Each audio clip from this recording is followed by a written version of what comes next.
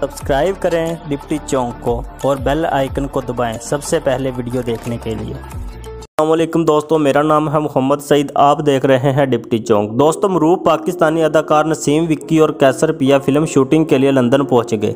तफसीलात के मुताबिक पाकिस्तान के मरूफ कॉमेडियन नसीम विक्की इन दिनों लंदन में मुकीम हैं, जहां वो अपनी नई आने वाली पंजाबी फिल्म फटे दिंदे ने चक पंजाबी की शूटिंग में मसरूफ़ हैं। फिल्म में भारतीय पंजाब के नामवर फनकार भी शामिल हैं, जिनमें अदाकार गिप्पी गिरेवाल, अदाकारा नैरो बाजवा और दीगर काबिल ज़िक्र हैं।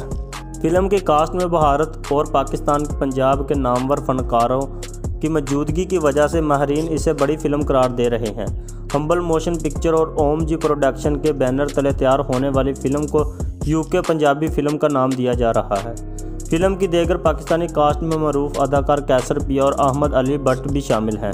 अदाकार नसीम विक्की और कैसर पिया बरतानवी वीज़ा तखीर से मिलने की वजह से वक्त पर शूटिंग का हिस्सा नहीं बन सके। कैसर पिया और नसीम विक्की के फिल्म में रह जाने वाले सीन्स को अक्स बंद किया जा रहा है। लंदन में मौजूद अदाकार नसीम विक्की ने कहा कि फ़िल्म में इनके किरदार को मदहा बेहद पसंद करेंगे।